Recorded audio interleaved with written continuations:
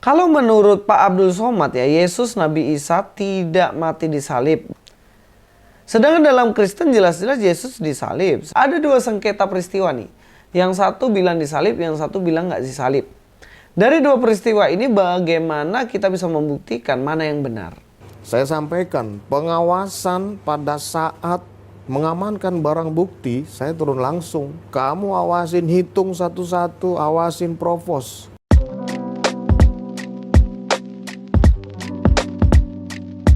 Assalamualaikum, selamat datang kembali di channel ini. Kali ini saya akan mengupas soal kasus yang lagi viral banget ya guys ya, yaitu kasus dari Ferdy Sambo, Pak Irjen Ferdy Sambo, yang mana beliau terjerat masalah dan terjerat kasus pembunuhan yang dilakukan kepada Brigadir J dan yang disuruh adalah Baradae Eliezer. Dalam kasus ini tentunya kita tahu semuanya bahwa kasusnya itu sulit banget untuk diungkap.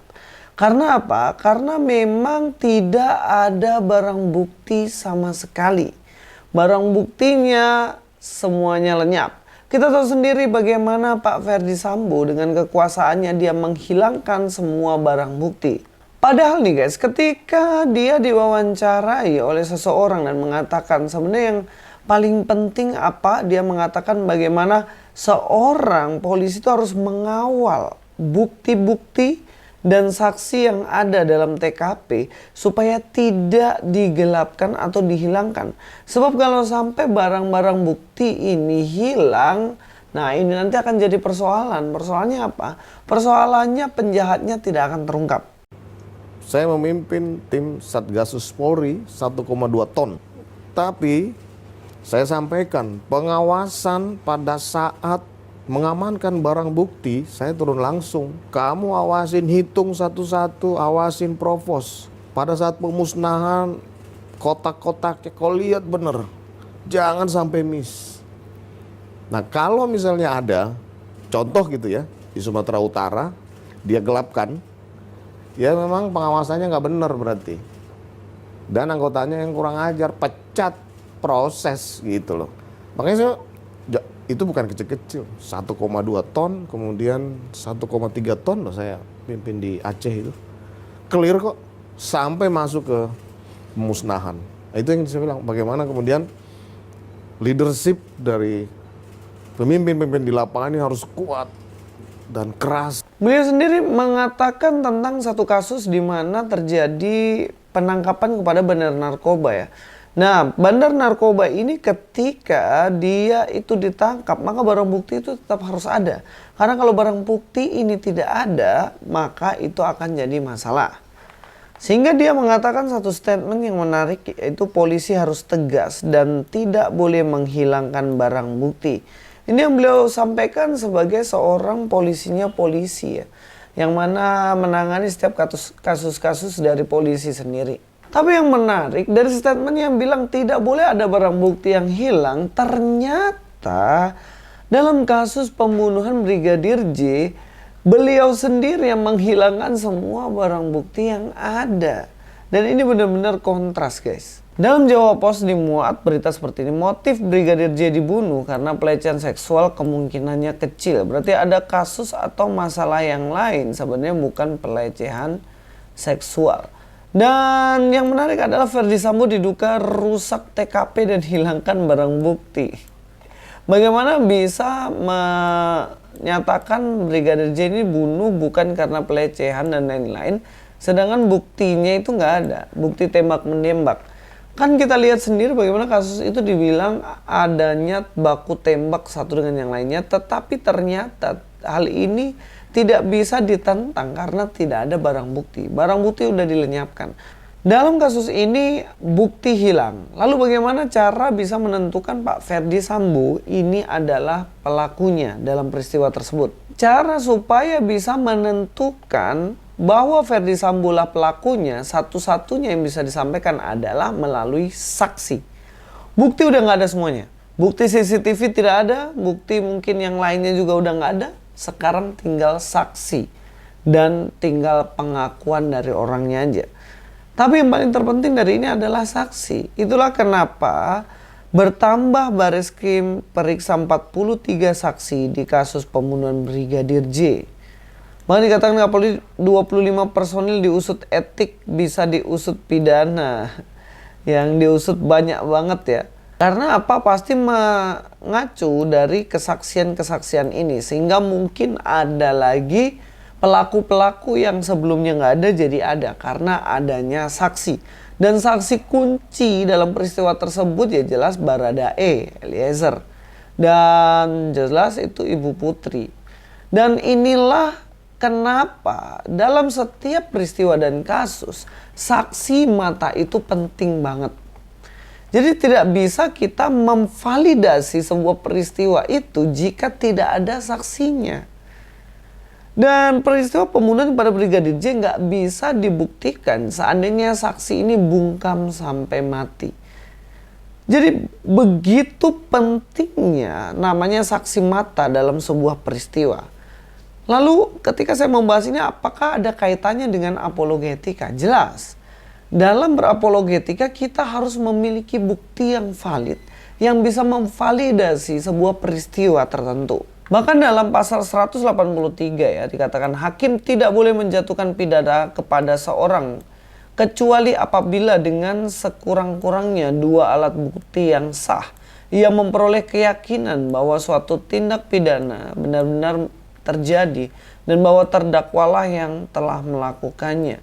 Perhatikan di sini bagaimana harus tidaknya ada 2 alat bukti yang dipakai sehingga orang tersebut bisa dinyatakan sebagai pelaku tersangka dan dipidanakan.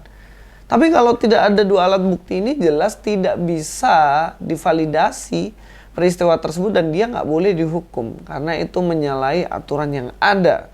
Sedemikian pentingnya alat bukti. Alat bukti itu apa aja? Alat bukti itu bisa ya dikatakan alat bukti yang sah ialah keterangan saksi, keterangan ahli, surat, petunjuk, keterangan terdakwa. Yang penting di paling awal dikatakannya keterangan saksi. Jadi penting banget keterangan saksi ini dalam sebuah peristiwa. Sehingga kalau peristiwa itu nggak ada saksi, ya bagaimana kita bisa membuktikannya? Dalam kutipan ini yang saya ambil ini katakan bahwa dalam perkara Akhuo tidak terdapat saksi yang mengetahui bahwa para terdakwa telah melakukan pencurian 1 unit sepeda motor. Bahwa perkara ini kasu adalah hasil pengembangan dari pemeriksaan atas nama Rahmat tertanggal 28 Juni 2013 yang telah terbukti melakukan pencurian celana dalam di rumah Lilis dan setelah diperiksa mengaku telah melakukan pencurian 1 unit sepeda motor Yamaha Jupiter MX bersama-sama dengan para terdakwa. Namun tidak didukung oleh kesaksian petunjuk-petunjuk lainnya. Sehingga hal tersebut keterangannya bukanlah saksi yang sesuai dengan ketentuannya, yaitu minimal harus ada 2 orang saksi karena 1 saksi bukanlah sebagai 1 alat bukti. Unus testis nullus testis. Jadi dari keterangan ini bagaimana 1 saksi itu bukan saksi.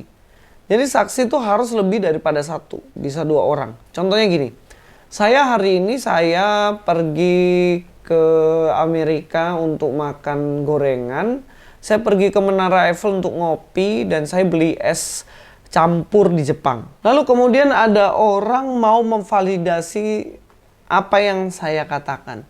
Kira-kira butuh apa? Jelas butuh alat bukti. Saya nggak punya yang namanya tiket.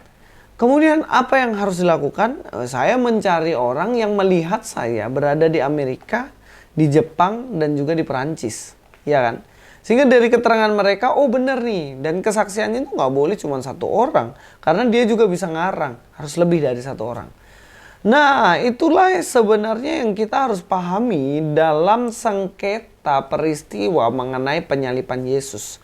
Yesus ini benar-benar disalib apa enggak sebenarnya? Kalau menurut Pak Abdul Somad ya, Yesus Nabi Isa tidak mati disalib. Begini bahasan oleh Ustadz Abdul Somad. Jadi Abdul Somad mengatakan bahwa Yesus tidak disalibkan menurut pandangan dari Pak Abdul Somad. Sedangkan dalam Kristen jelas-jelas Yesus disalib. Sebab bagi orang-orang yang menuju kebinasaan, berita tentang kematian Kristus pada salib merupakan omong kosong. Tetapi bagi kita yang diselamatkan oleh Allah, berita itu merupakan caranya Allah menunjukkan kuasanya. Orang Kristen jelas mengatakan bahwa Yesus salib. Ada dua sengketa peristiwa nih. Yang satu bilang disalib, yang satu bilang nggak disalib. Dari dua peristiwa ini bagaimana kita bisa membuktikan mana yang benar? Dari mana? Bukti. Dari bukti fisik. Ya jelas bukti fisik di mana kita 2000 tahun lalu. Gimana kita bisa melihat itu?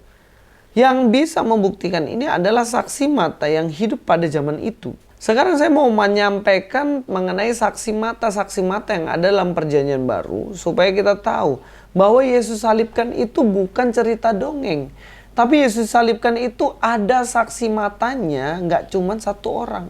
Tapi banyak banget orang. Dalam 1 Petrus 5 ayat 1, aku menasihatkan para penatua di antara kamu sebagai teman penatua dan saksi penderitaan Kristus. Perhatikan ya. Penatua dan saksi penderitaan Kristus yang juga akan mendapat bagian dalam kemuliaan yang akan dinyatakan kelak. Jadi saksi, siapa saksinya? Yaitu Petrus. Di sini Petrus menyaksikan mengenai penderitaan Kristus. Hanya satu orang dalam kesaksiannya ini dia mengatakan bahwa aku saksi dari penderitaan Kristus. Tapi Petrus memiliki 12 murid lainnya, maksudnya temannya, 12 murid Yesus lainnya yang menjadi temannya, walaupun yang satu sudah meninggal yaitu Yudas, tetapi ada penggantinya. Dan 12 orang ini tahu persis tentang penderitaan dari Yesus Kristus sendiri di kayu salib. Jadi kalau dibilang penyaliban Yesus itu memiliki saksi mata, guys. Sehingga peristiwa ini dapat divalidasi melalui tulisan-tulisan dari saksi mata itu. Salah satunya adalah tulisan dari Petrus ini. Selain itu dalam 2 Petrus 1 ayat 16 masih tulisan Petrus. Sebab kami tidak mengikuti dongeng-dongeng isapan jempol manusia ketika kami memberitahukan kepadamu kuasa dan kedatangan Tuhan kita. Dikatakan di sini kami. Kami berarti bukan satu orang, banyak orang. Yesus Kristus sebagai Raja, tetapi kami adalah saksi mata dari kebesarannya. Jadi di sini dikatakan Petrus mengatakan kami, berarti banyak. Tadi dibilang di 1 Petrus dia sendiri, tapi kemudian di 2 Petrus dikatakan kami. Sehingga kesaksian ini tidak hanya satu orang, tapi banyak orang. Ya setidaknya 12 murid Yesus dan yang lainnya. Kemudian apakah peristiwa ini dapat divalidasi? Jelas bisa. Kalau kita mengacu dalam bahasa Yunaninya ya, di sini dikatakan al epoptai genetentes tes ekeno megaleoiotetos. Nah, dikatakan di sini ya, dikatakan al epoptai atau epoptes ini artinya a witness, orang yang menyaksikan dengan mata kepala sendiri, dan dikatakan di sini plural yang artinya banyak. Jadi kesaksiannya memenuhi syarat dalam pengadilan.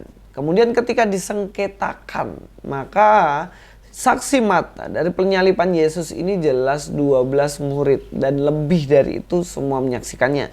Bahkan hal itu tertulis dari 3 Injil sinoptik ini ya. Dikatakan dalam kitab Markus penyaliban Yesus ada, kitab Lukas penyaliban Yesus ada, kitab Matius itu penyaliban Yesus ada. Dari 3 kesaksian ini sudah memenuhi syarat dalam pengadilan. Itulah kenapa kitab Injil ditulis oleh beberapa orang tentang satu peristiwa. Kita tahu sendiri sinoptik ya, artinya melihat satu peristiwa yang sama dari sudut pandang 3 orang ini yang berbeda. Tapi kisahnya sama, menyatakan Yesus disalibkan. Sama-sama Yesus disalibkan menyatakan itu dari 3 kesaksian orang yang berbeda. Jadi ini sudah memenuhi syarat pengadilan. Bukan kebetulan Injil ditulis oleh beberapa orang. Bukan tanpa tujuan. Tujuannya supaya memvalidasi tentang kebenaran sebuah peristiwa itu melalui 3 kesaksian. Bahkan Yohanes berarti 4. Tulisan-tulisan mengenai Yesus yang disalibkan. Sehingga kalau dikatakan dengan Abdul Somad, Pak Abdul Somad itu kan kitabnya ditulis oleh Tuhan langsung katanya ya, tentang Isa Al-Masih. Nah persoalannya dan pertanyaan dari saya, Yesus tidak disalibkan itu saksi matanya siapa? Kalau dalam Kristen jelas saksi matanya para muridnya, mengatakan menulis sendiri bahwa Yesus itu disalibkan. Dan pertanyaan saya, Pak Abdul Somad, saksi matanya siapa? Jika masuk ke dalam pengadilan, tentunya yang diterima adalah kesaksian dari Alkitab yang menyatakan Yesus salibkan. Karena di situ banyak yang menyaksikan. Tetapi Isa tidak disalibkan, Yesus tidak disalibkan, itu jelas tidak ada saksi matanya.